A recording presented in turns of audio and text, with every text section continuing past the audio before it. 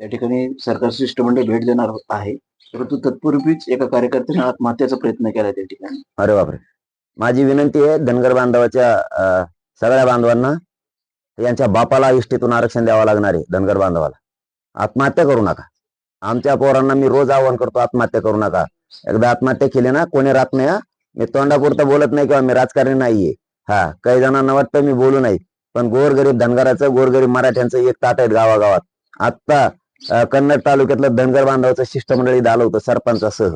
आता शेवटी आम्ही तुटत नाहीये. गोरगरीब धनगर, गोरगरीब मराठी, गोरगरीब ओबीसी, आत्महत्या कोणी करू नका.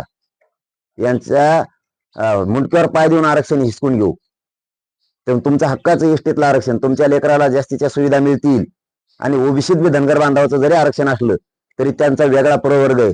मराठा जरी ओबीसीत आला तरी आम्ही आल्यामुळे तुमच्या आरक्षणाला धक्का लागत नाही.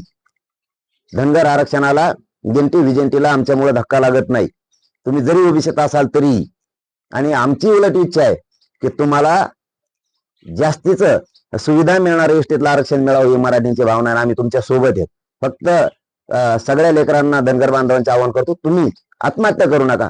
एकदा जर कुटुंबातून गेलं ना कोणी कोणाला विचारत नाही. आमच्या लेकरांना सांगतो मी रोज, आत्महत्या करू नका.